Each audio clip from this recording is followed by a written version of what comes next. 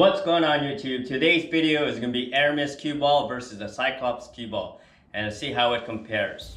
To do the comparison, I'm going to weigh each cue ball. I'm going to go ahead and start off with the Cyclops Cue Ball.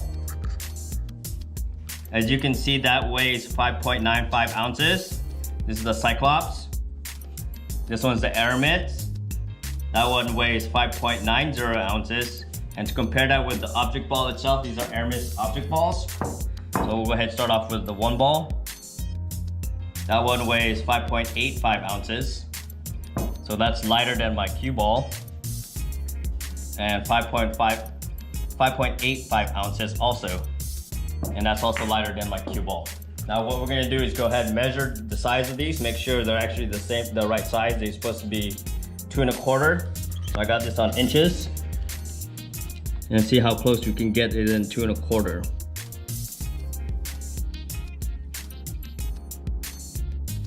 So the Cyclops weighs 2.246 inches, almost 2 1/4, pretty much itself. Compare that to the Aramith Cue Ball.